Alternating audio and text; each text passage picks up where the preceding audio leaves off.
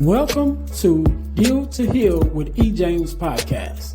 On this podcast, my guest and I will discuss topics and ways to help us to heal in every area of our lives. I believe that everyone can live a life that is happy, healthy, and whole. So I'm on a mission to help people to deal, heal, and fulfill. Deal with your problem, heal from the pain, and fulfill your purpose. Thanks for tuning in. Let's get to it.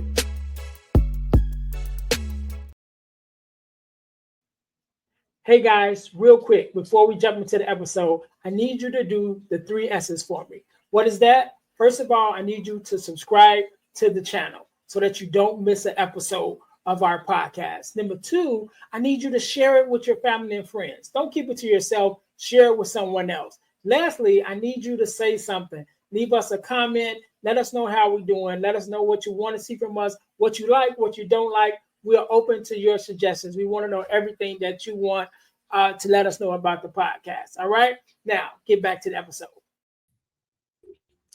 All right. Welcome to the Deal to Heal with E.J.A.M.P.S podcast. I am your host, Ernest James, and I believe that everyone can and should live a life that is whole, healed, and healthy. And therefore, I'm on a mission to help people to deal, heal, and fulfill, to deal with your problems, to heal from the pain, and to fulfill your purpose. Thank you guys once again for tuning in to the Deal to Heal with E.J.A.M.P.S podcast. If you haven't already, make sure to subscribe to our YouTube channel as well as our subscribe to our podcast on all of our podcast listening platforms. And again, make sure you guys are checking us out on our YouTube channel, which is the Deal to Heal podcasting network. On that channel, you will find several podcasts, including the Deal to Heal with E.J.A.M.P.S podcast that you are currently watching, but also the Girl Dad Discussions podcast, where we just talk about I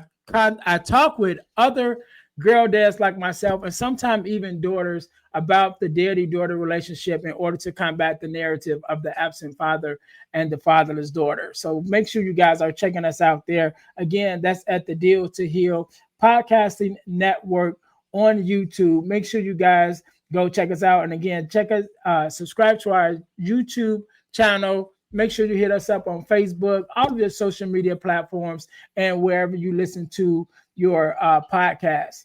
Our product of the week, as you guys know, we are a self-sustained podcast, and the way that we stay on the air is by bringing you amazing products for you to purchase in order for us to pay our bills, basically. So our product of the week is our Deal, Heal, Fulfill t-shirt, which is our actual standard t-shirt, the one you see me wear every week, supporting our mission to help people deal with their problems, heal from the pain, and fulfill their purpose. You can get yours at healtees.com. Again, that's healtees.com. Put some inspiration in your situation.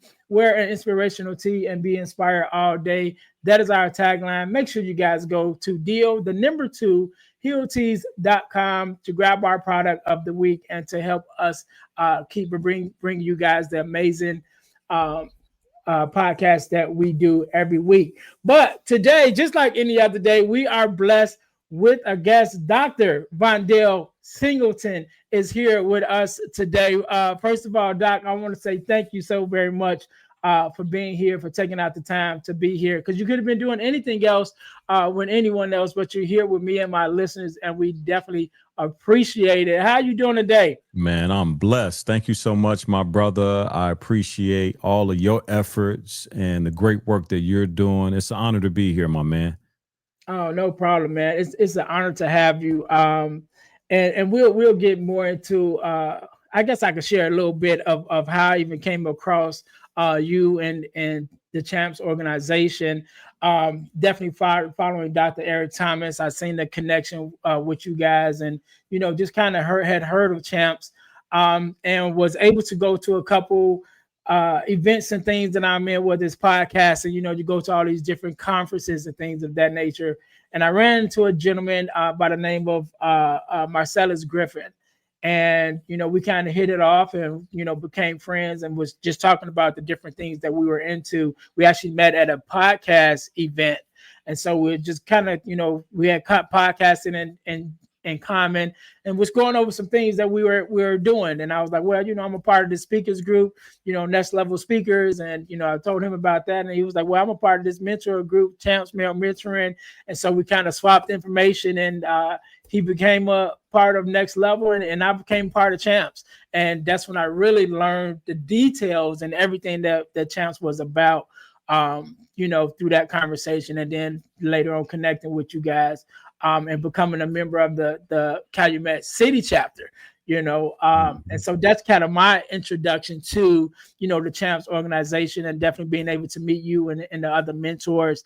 But we want to go back. We want to go back to before C.H.A.M.P.S. You know what I mean? Just little Vondale coming up in the city of Chicago. Just tell us a little bit more of your background and your story, even leading up to, the point where you wanted to start C.H.A.M.P.S. Man, of course. So I'm a native of Chicago, born and raised on the South Side in a place called the Otter B. Wells Housing Projects. Anybody know about the Otter B's? They know it's on the low end. We say the low end and no end. Grew up there, man. It was in the early 1980s.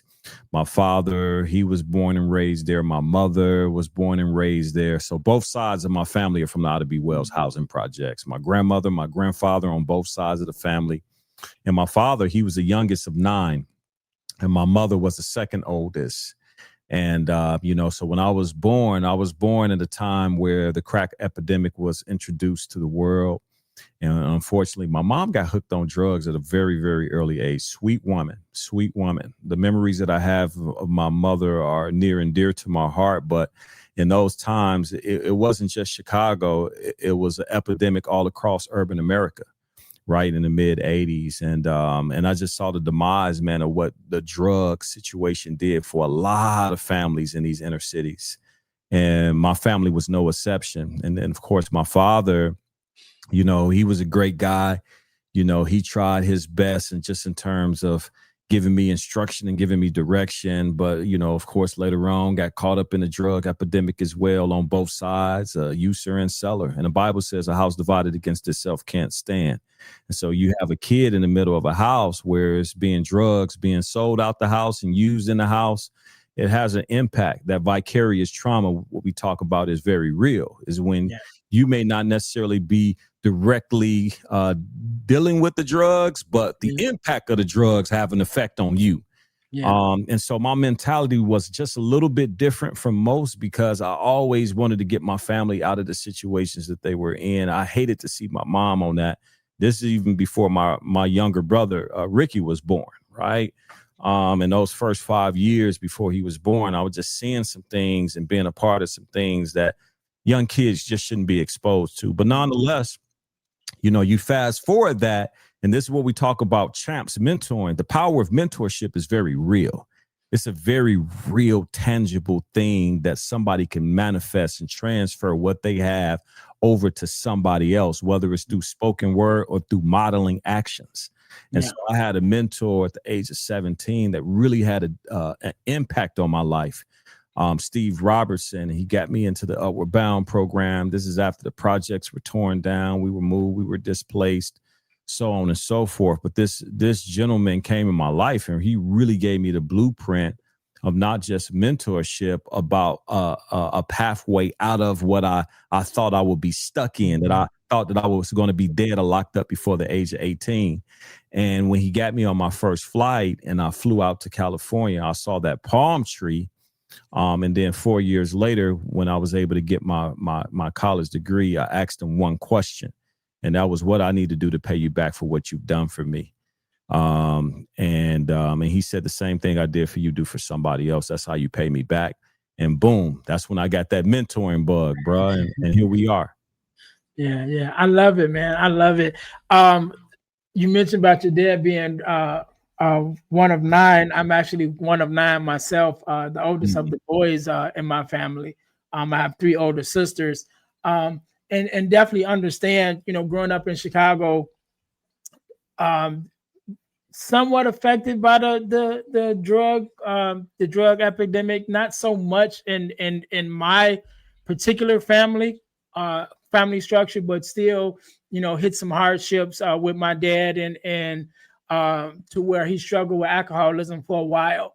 After we at one time we lived a I always say middle to high class lifestyle. You know what I'm saying? We had the house up off 63rd. You know what I'm saying? We had the house with the gate, with the camper. We took, vacations in the summer and the whole 9 yards. And through I don't know, I was young, whatever happened, that we end up losing everything, and starting over with a wife, you know what I'm saying, and 9 kids, from going from having your own space, your own house, your own everything, to your whole family staying in one bedroom in your mom's house. You know what I mean? So that was my dad's story, and so, dealing with things that happened. I also with losing one of my uncles, which was his best friend, to gun violence. He dealt with some things. And so again, not necessarily impacted by the crack epidemic, but definitely with alcoholism, because of him trying to deal with the things that he dealt with. But he stuck it out, you know what I'm saying? And years later, he's still here doing fine. My mom has passed on at this time. But I mentioned that because we are affected by our upbringing in different ways, which makes us look at life differently. And which is one of the things that I love about C.H.A.M.P.S, right? Which is the background and the viewpoint of the mentors are all different. You know what I'm saying? Like we all didn't have the same experience that brought us to the table to want to make a difference in the lives of others. Because I tell everybody, my experience is not the typical experience, because a lot of times you hear mentors be like, well, my dad wasn't in my life, and I did this and got caught up in this, and so that's why I want to be a mentor. Well, mine is the opposite. My dad has always been in my life. You know what I'm saying? And I was raised in a 2-parent household, and until my mom passed away. You know what I'm saying? So my example was different in the sense that I had my father in my life, but because I had my father in my life, I was able to see the difference in between my upbringing and the upbringing of some of my friends and family whose fathers was not active in their lives, which put the bug in me early to become a mentor, even as a real young age. That, man, when I get old enough to make a difference, I'm gonna try to make a difference. And that was always part of my mindset, growing up. And then, fast forward years later, here I am, a part of C.H.A.M.P.S. So let's go back a little bit. So you decide to start C.H.A.M.P.S, and where did you start at first? First of all, where did you even come up with the acronym and the whole mindset behind the C.H.A.M.P.S organization itself? And then how did you actually start it? Like, what was the foundation ground point that said, all right, we're gonna start here and go up? Yeah. So after, like, I graduated from college, and I had that conversation with my mentor about what do I need to do to pay you back for what you've done for me. And he said the same thing I did for you, do for somebody else. That's when really it was birthed. Before it was ever a program, it was this seed or this idea that part of my life DNA, purpose, and mission was to give back, and to give back like he did for me, providing these opportunities and exposure, getting kids out of the element, helping them get to and through college, just really providing that support and spiritual foundation along with that too. So for me, I think the initial seed of the idea of mentorship started then. And even my wife to this day, and my mentor, Pastor Steve, he always said, man, you always said that you was going to go back to Chicago. I went to college in Oklahoma, a place called Oral Roberts University. I worked in North Tulsa in the Tulsa Black Wall Street. Also served in church at Artec Church under Dean Boyd, who's I think now the vice president of the university. But so I always had this mentorship cycle around me. I was an RA at the school. I was a head RA. I was brought back to be a resident hall director. So I've always had leadership. It just kind of came natural for me. So I knew I needed to give back and wanted to give back, but it became more official when I became a teacher. After I got my degree in education, I went and started teaching in Tulsa, Oklahoma. And there I kind of moved from a dean to an assistant principal at a school called C.H.A.M.P. Tulsa. Knowledge is Power program. It's the largest charter network in the United States. So when I was working there, that's when I really started to think about, okay, it's time to head back to Chicago. My wife at the time was getting her doctorate degree from University of Oklahoma in education. She was a principal. We were both young, but we were well accomplished in our careers in our 20s. And I started to talk to God and pray. And I would see images that were not positive images of young people from Chicago getting shot and killed. A lot of black boys and blood and in the streets and just gangs and warfare and tension and strife. But I'm like, man, I'm a kid from there. And if I made it from all the stuff I went through and I've seen and I was exposed to, it's probably a lot of Vondales back there, right? That I can put my hand on, share a testimony, reach, try to guide in a different direction, just like my mentor did for me. And so that's initially how it started. And then when I got back to Chicago, I worked at a school called Gary Comer College Prep on the south side of Chicago. And while I was the assistant principal, some of the same kids would end up in my office being kicked out of class for various reasons. But it was one trend. It was one message that rung true for all of the young men that I spoke with. And it was a father story. They all had a father story. All these young men that were not engaged in the academic setting for those times had a father story. And it was, I don't know my father. My father's locked up or dead, or my father don't want to have anything to do with me. And that was like 90% of the young men. And so I knew at that point I had to do something to stop the bleeding, if you will, right? So I said, all right, got on my knees and I asked God, what am I supposed to do with this? Knowing what I know, I'm back home now. I have this opportunity to give back. And I heard him say C.H.A.M.P.S. And I wrote it down on a piece of paper. I was on my knees praying. And a few days after praying on that thing, then I heard the acronym, culturally helping and making positive success. And I wrote it down. And so when I went in, I formed it with a small group at the time. It was called an academic lab. It was young ladies and young men. But I told them, hey, I need y'all. We're going to form. And that was the Christian Terry's, who's now our program director. He was that original 8. Robert Jones, who now in his 4th year in the NFL, playing for the Dallas Cowboys. But he was part of those original 8, right? And we just built that thing every Saturday, and then it just started to grow. And it got so big that we had to take it outside of the school, so much so I had to resign and do this full time. And so here we are, 12 years later. Yeah. And I love that. And that's one of the things I wanted to point out with C.H.A.M.P.S, and even ask, how it even how it makes you feel when you even look at how the organization has grown. One of those things is the amount of mentees that has been through the C.H.A.M.P.S organization that don't just age out and go about their way, but then they turn around and become mentors as well.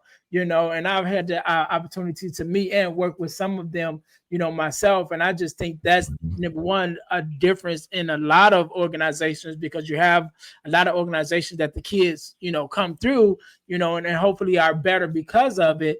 But with C.H.A.M.P.S, I have seen that it was made such an impact on the students or the mentees, should I say, that they turn around and come back, after they finish and become mentors themselves. And to be able, for me, again, being a part of the Calumet City chapter, I think we have about 3 or 4 mentors who came out, graduated, some went to college and doing their thing, and then came back and was like, all right, let me, become a mentor myself. And now it recycles itself, which makes it even stronger, because there's no better mentor to mentor a child on the principles than a person that believes in the principle, because they believe through it themselves. So Absolutely. how does that make you feel to be able to just look back and even, like you mentioned about Terry, those original people that's still rocking with you now? Because one of the things, and I know I mentioned Dr. Eric Thomas, and recently they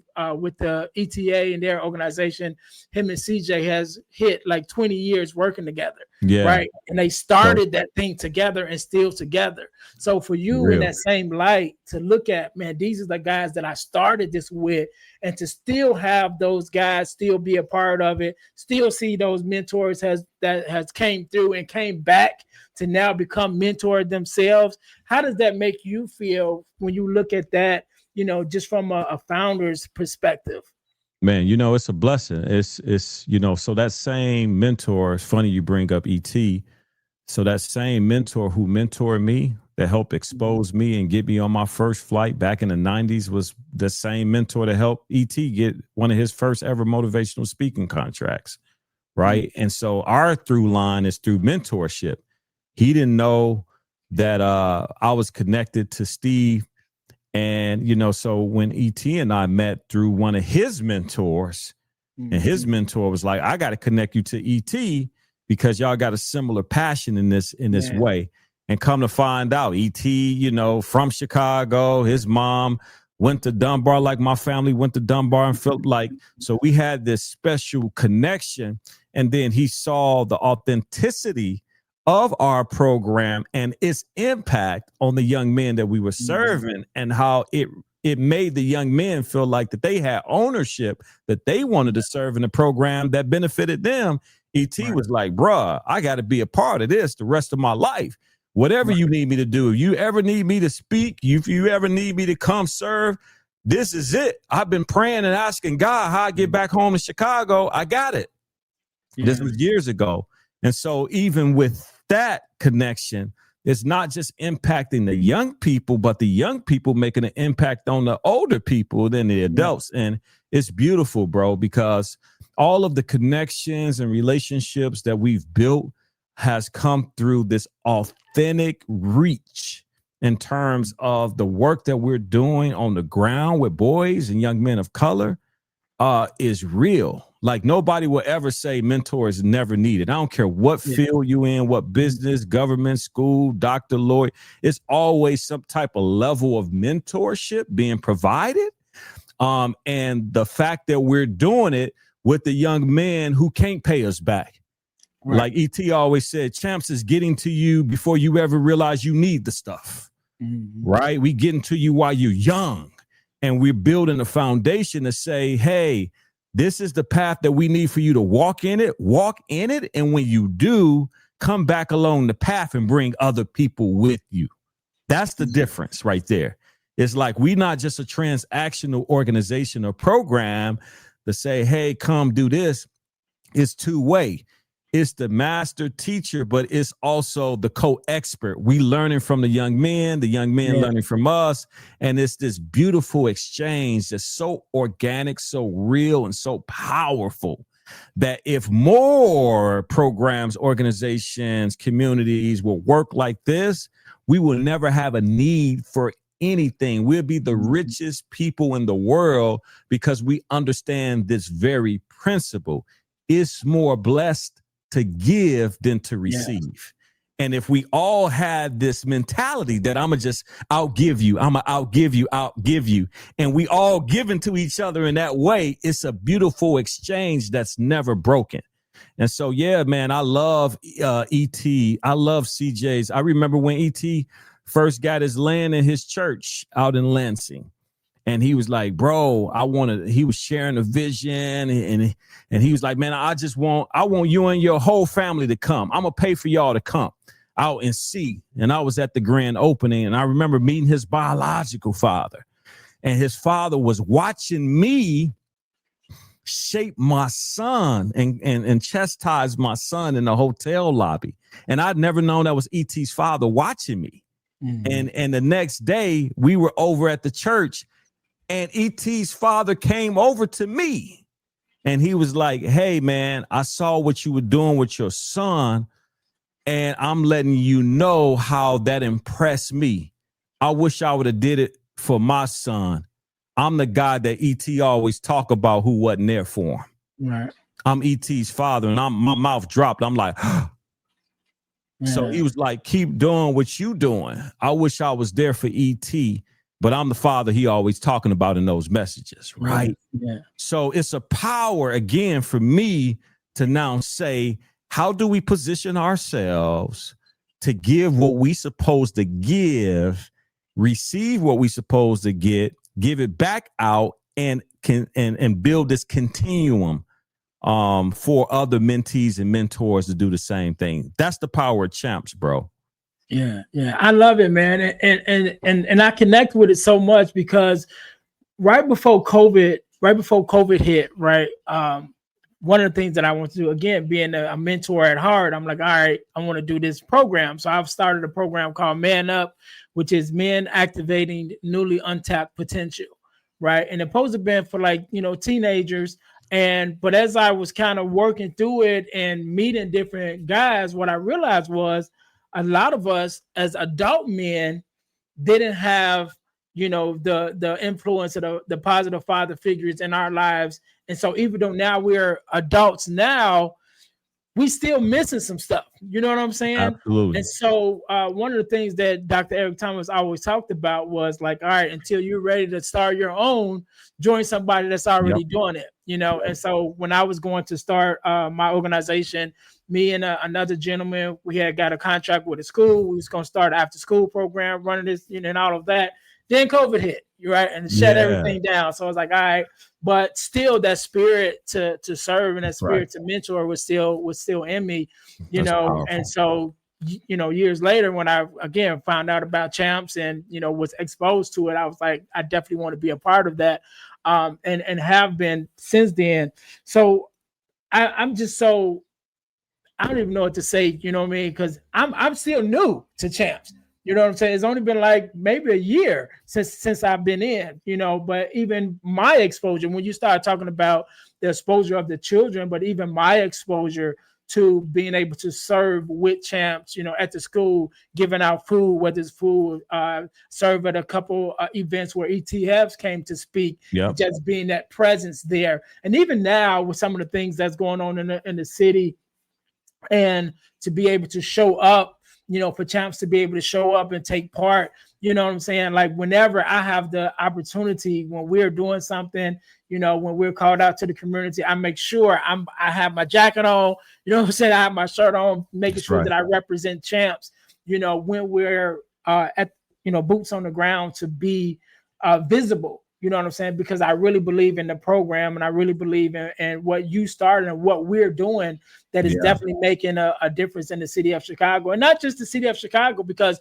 once we start putting stuff online, you know what I'm saying? Like it goes out to the world. Absolutely. Everybody is seeing it. Everybody is seeing the impact that, we're making here. And again, not just here, but throughout the whole city. I want to talk about, we mentioned about Dr. Eric Thomas, and that collaboration, but he's not the only collaboration that C.H.A.M.P.S have. We got My Brother's Keeper, we got the Jordan brand and different things. How important is that to you to connect with these different, collaborators, whether it be influencers, speakers, whatever, and how much of an impact do you believe that those collaborations have made in C.H.A.M.P.S to help C.H.A.M.P.S even become more of a staple in the community and to the real of this is how you do this mentoring thing?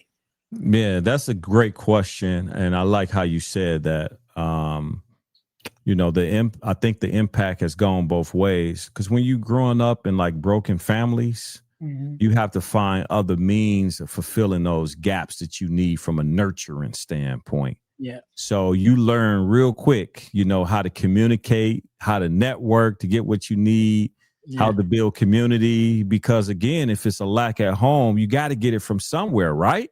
Right. So for me, relationships have always been important. It was, I think, one of the things that God was able to bless with me because, I didn't have that strong, solid foundation, and just in terms of my immediate family. So when I'm always talking about family, I'm just talking about, within the context of my mother and my father. Extended family has always been there and I love them. but home wasn't always squared away. So over the years, I knew one of the things that came naturally with Champs is being able to share the great work with other people and to have them buy into what we were doing, whether it be, sports figures and, taking our trip, our first international trip with Dwayne Wade to China, right? That came through relationship of a young man I presented an opportunity to that he was prepared and ready for, and he took the next level, but it bounced back because, again, I am the curator for it. So I end up getting like the opportunity to go with him, right? And then other partnerships, winning the White House Student Film Festival back in 2015 and being invited to the White House and seeing the first Black president in the White House. And you got 30, 35 young men in DC, Washington, D.C. It's my first time going along with the young men going. And then from there, creating the Born to Win conference a year later to commemorate what we experienced in the White House in D.C. and going into 10 years in 2025, 2026 school year. And, having to reach out and connect with people to say, all right, who do y'all want to come in and speak?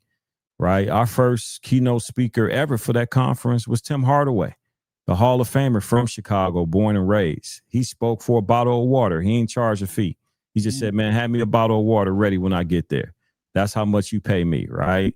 And, having that experience leading to opportunities, jobs, pathways. I remember when E.T. called and said, hey, I want to take the kids to the Super Bowl. And I'm like, what? How we going to start the fundraising for that? He was like, ain't no fundraising, bruh. I got this. I'm going to pay for the hotels, the tickets to the Super Bowl. And this wasn't cheap at all. Definitely. And it wasn't just our boys. It's other boys from Michigan. And then he did it back to back. And then the third year, it was like, I want to take y'all to Dubai. I'm like, what? Yeah. Come on, man. Are you serious? So from the ET relationship and going to the Super Bowl, and then we meet Wallow right out there. He meets some of our young men. Then Lil Durk take us to Howard University and to Atlanta on college trips, and we connecting and meeting. And then these branches just start growing. Yeah, where you go in with one person, but you meet 10 more people, and now you have these options and say, all right, E.T. spoke at the last Born to Win conference. We had Pastor Hannah, who in the church, speak at the conference. Now I can pull Wallow in. Look who spoke at these last conferences. You need to be a part of it. Oh, I'm there. I'm in. Now he on the roster.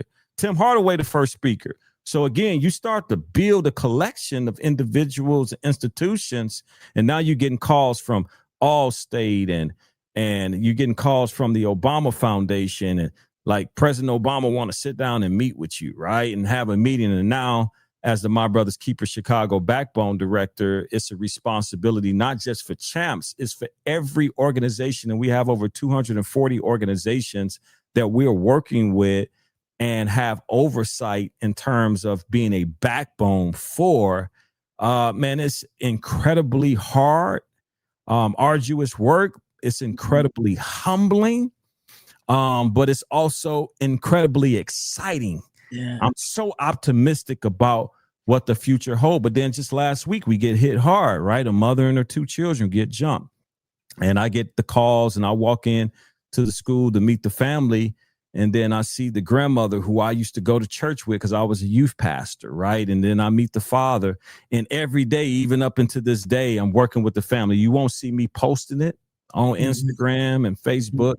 But like, these are the responsibilities of leadership that's required, right? When you're dealing with social capital. And so, yeah, man, we've had some we've been to the Nike headquarters multiple times and getting the email from Michael Jordan and Jordan Brand saying, hey, I want to grant y'all out.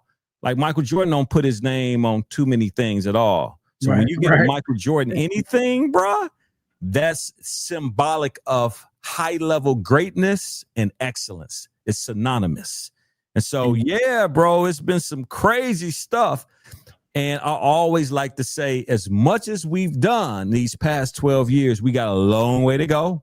It's going to be many more opportunities. Our dream is to get our own building, a safe and peaceful building where it's ours. We can go in there 24/7 if we want to. Like this podcast studio, bro, you'll be hosting it out of our own building. We'll have gym. We'll have a barbershop, which we cut the boys' hair. We've cut over 5,000 heads in the past 3 years, and we pay for every single haircut. Young man has never been charged. We provide those hot meals. We ain't charging the boys. When we take the trips out, we ain't charging the boys, man. So we need the support. We need that love. So every time we get that win, we holding it up like a trophy because we know it's blood, sweat, and tears that go with this behind the scenes. Yeah. And I just want to say, man, because to several things I want to mention, definitely about, you know, the amount of,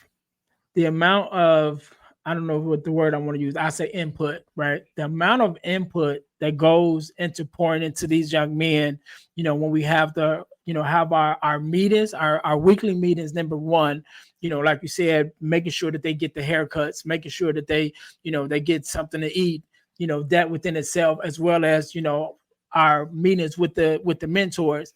But then when we take the exposure trips and things of that nature, you know, it's so impactful. Like I said, man, once I heard about it before, again, just hearing about it. And then once I actually became a part of it, I'm like, man, I gotta be a part of this. I gotta be a part of the growth of it. And that's why I wanted to do this episode. I know I've interviewed a couple other members. I've interviewed Marcellus. I've interviewed Aaron Williams, both who are a part of C.H.A.M.P.S, and looking to interview some more of our C.H.A.M.P.S mentor, and then do a group interview with all of us, you know, kind of together, and to talk about the mission and where we see it going and the parts that we want to play in it. So I'm very, you know, impressed by the work that have been done, you know, but again, like you're just optimistic about, man, how far are we going to take this thing? What I'm saying? And to go back a little bit, just listening to you talking about the collaboration that's been made. And I think it's so important because I had a conversation with someone the other day. You know, I've been doing more podcasts as guests now. You know, I'm like, all right, let me get back on the other side of the mic so I can just be the guest. And I've done several podcasts. And when I say I'm from Chicago, you know, people are already automatically kind of connected with, you know, like you said, the violence and the things that has been pointed out. But I'm listening to you talk just in the collaborations, and I'm listening to like all of these guys is from Chicago. You know, we talk about the President Obama. We talk about we talk about all of us is from Chicago. There you go. Know what I'm saying? And so I tell people, like, you can't really listen to the media. Yes, there is some negative things that are happening in our city, but there's so much more greater. But it's not the majority, bro. The majority, we winning. Yeah. And I tell people, small percentage of people, you know, and it goes so wide, which is very frustrating. Because, you know, when we do get the media exposure, and we've had our share of media exposure and continue to get it, but it don't go as wide as some of the negative rhetoric that happens within the city. And then we got to realize that's just a very, very, very small representation. I was talking to the 9 to 5 millionaire, Jamal King, who's also from Chicago. Yeah, and I was going to mention Jamal too. Yeah, the other day, and we were talking about this very thing because, you know, Jamal was a police officer, so he had a chance to see it up close. But we both, like, once the situation happened with Sean Michelle ice cream shop, he called me. We got Yaya, the owner, on the phone, and we was just like, man, let's spin it around. Let's go out and get a school, adopt a school. Jamal King loaded. He got a lot of money. So he was like, I'll pay for everybody ice cream, right, that come up.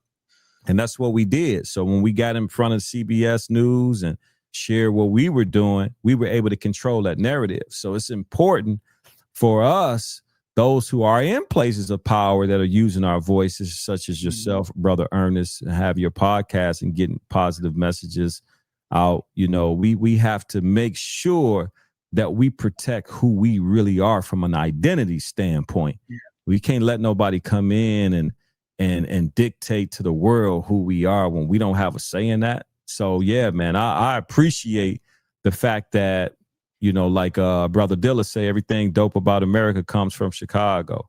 That's true. Yeah. And we have so many, like I said, so many great people here that's doing such great things, man. And a lot of times, again, we don't get the exposure that that we should. And one of the things that I learned, as a young apprentice in the building trades as a bricklayer, my instructor told me early, he said, bad news travels faster than good news.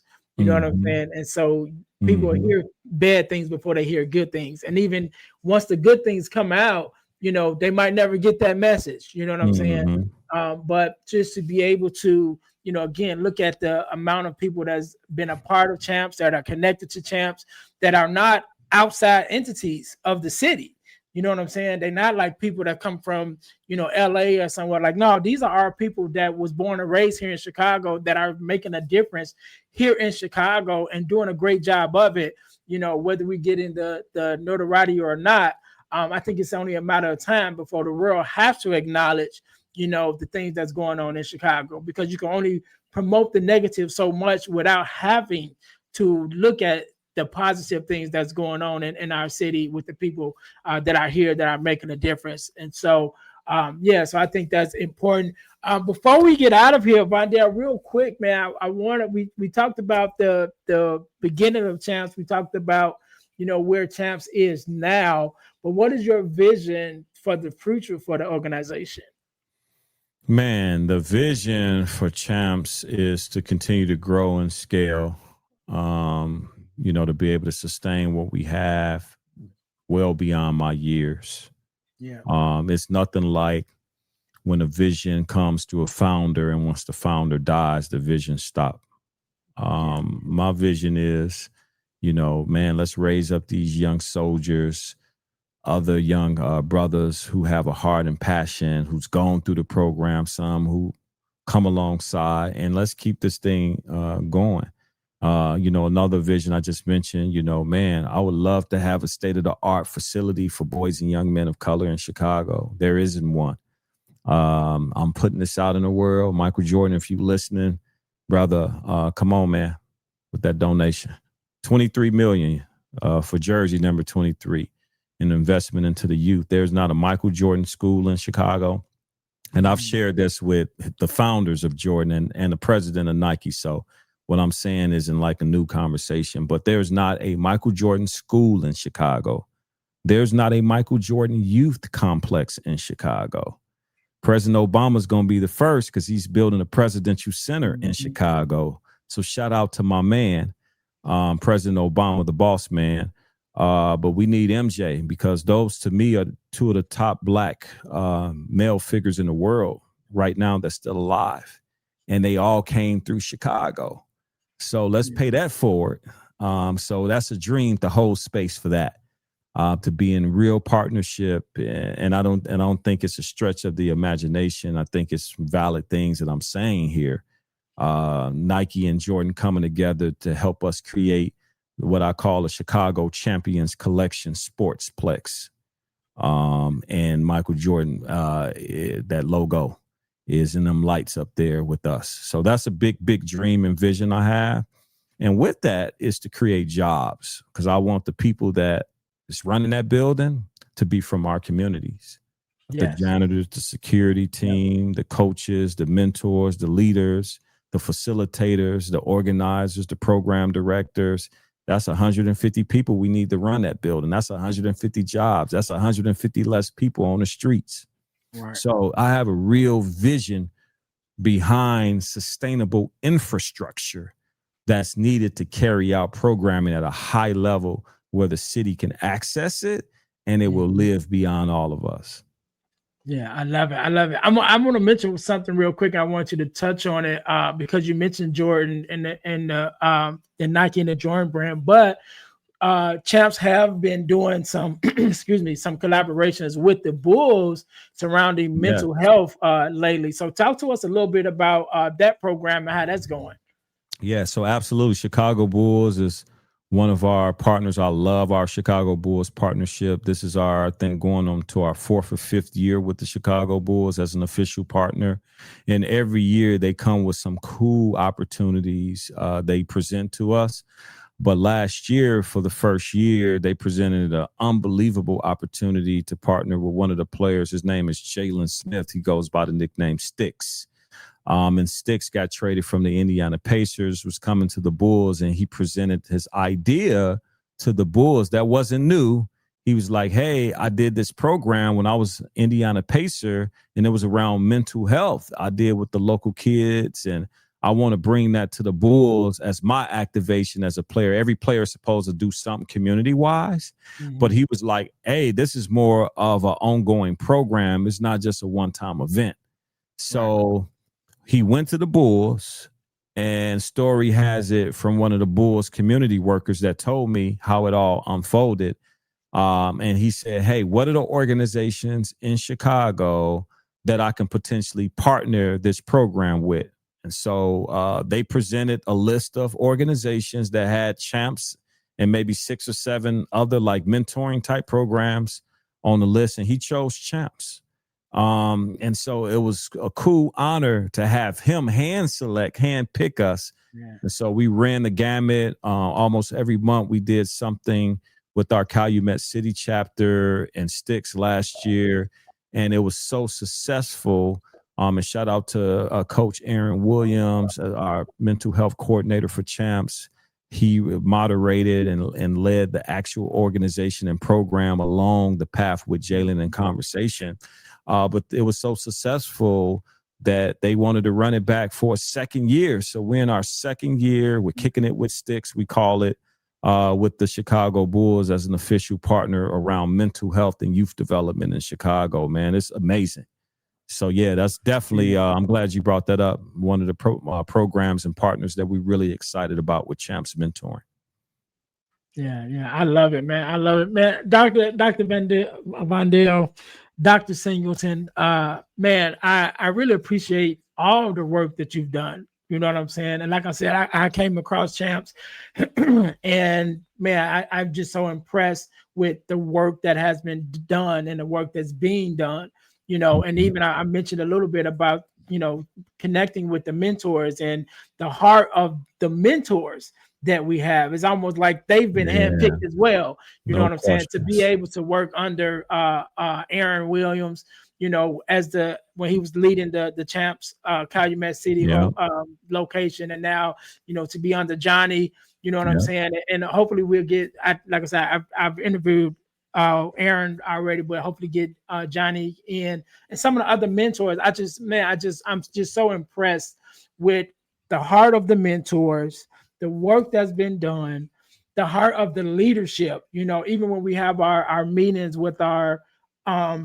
with the administration, should I say, with Quentin and Terry, you know, and listening to their heart and how passionate they are about the organization. Absolutely. And how determined they are to make sure this organization is not going to fail, it's going to keep going, it's going to grow, it's going to do what your vision has been to this point. But not only that, we're all pushing to bring the future of the whole vision together, you know. And I just love the work that the Champs has been doing. I'm so glad to be a part of it, even though, like I said, I'm just getting my foot in the door, but I'm just seeing what's already going on. Like, all right, what can I do? You know, what part can I play? You know, and even having been able to sit down with you, you know, and have this conversation, I'm like, all right, if that's the least I can do right now, then I'm gonna do that. You know what I'm saying? And so I really appreciate you, you know, taking out the time to be here. I really appreciate, again, all the work that you've done, all the work that you're doing, you know, even with Champs. And I'm really just amazed and looking forward to the future of what Champs have to offer, not just the city of Chicago, but to all, you know, the United States and the world, because I believe that we're going to grow to that point, you know what I mean, where we're just, again, affected and touching all the young men, you know, across the world. And so I'm looking forward to being a part of that journey. Before we get out of here, man, I want you to leave us with a word of advice, motivation, you know, whatever you feel on your heart. Also, you know, leave us with your social media handles or things of that nature where we can contact you and definitely support Champs and become a part of Champs. And I'll give you a couple of seconds to think about that. To my listeners, thank you guys once again for tuning in to the Deal to Heal with E. James podcast.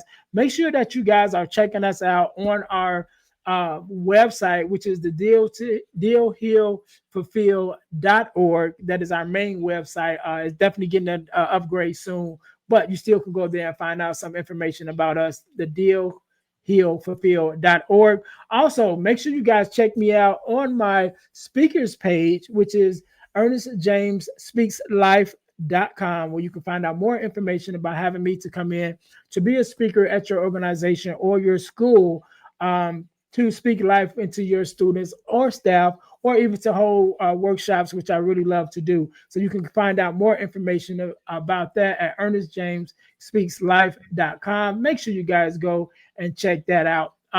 Also, ebooks by ejames.com. I've written several ebooks, and one of them, since we're talking about mentorship, is one that's called From Males to Men, which is a short mentor book that I wrote. Again, talking about those principles of manhood that I believe that every young man should learn, as they transition from teenagers until, to young men. So that's just one of them. We also have the Core 4, which is the core 4 values that every daughter should get from her father. That ebook we discuss on the Girl Dad Discussions podcast, as girl dads, as being girl dads with the other fathers that's on. But you guys can go check out all of the ebooks at ebooksbyejames.com. And if you really like them, you become an affiliate of the ebooks and earn 50% of the purchase price whenever someone buys an ebook with your special link. So make sure you go to ebooksbyejames.com to check that out. And also, we talked a little bit earlier about our inspirational t-shirt line, Deal to Heal Tees. That's Deal, the number 2, healtees.com. Put some inspiration in your situation. Wear an inspirational tee and be inspired all day.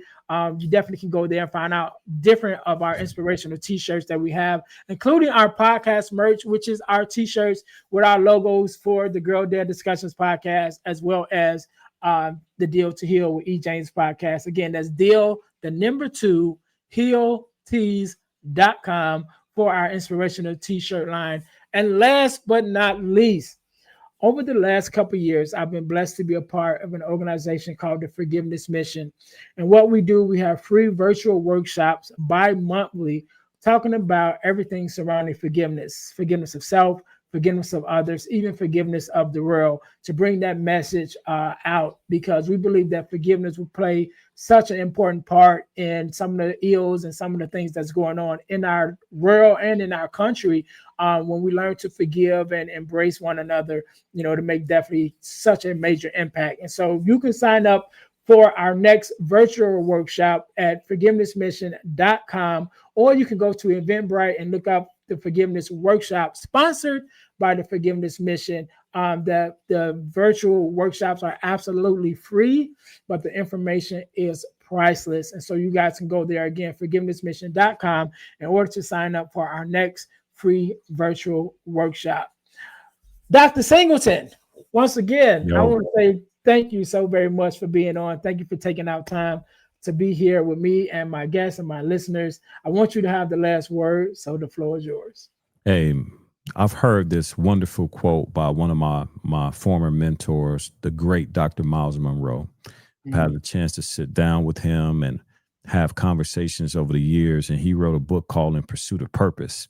And one of the things that he always would say is the greatest tragedy in life is not death, but a life without a purpose. And he said, when purpose is not known, abuse is inevitable.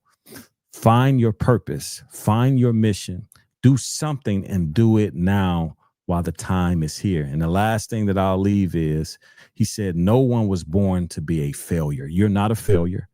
You're not a failure because of mistakes that you made. And remember what we say with champs. You're born to win in every situation in life. You can follow us at Champs Mentoring, all social media sites. Love you, and God bless each and every one of you. No doubt. We can't end it no better than that. To my listeners, thank you guys once again for tuning in to the Deal to Heal with E. James podcast, where our mission is to help you to deal, heal, and fulfill, to deal with your problems, to heal from the pain, and to fulfill your purpose. Until next time, you guys be blessed. Thanks for listening to the Deal to Heal with E. James podcast. Remember to listen, like, subscribe, and share. This episode has been brought to you by Deal to Heal Tees. Put some inspiration in your situation. Wear an inspirational tee and be inspired all day. Let's go to dealtohealtees.myshopify.com. Remember, our mission is to help you to deal, heal, and fulfill. Deal with your problem, heal from the pain, and fulfill your purpose. Thanks for listening.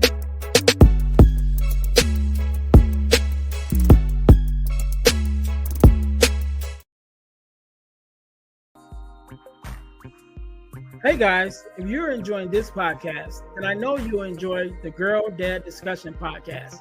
I'm your host, Ernest James, and I believe the relationship between a daughter and her father is one of the most important relationships a young lady can have. And therefore, my mission is to promote the daddy-daughter relationship by sharing the voices of girl dads to the world. So check out our podcast on every platform where podcasts can be listened to. And if you want to watch the podcast, check us out on our YouTube channel. Again, that's the Girl Dad Discussions podcast with your host, Ernest James.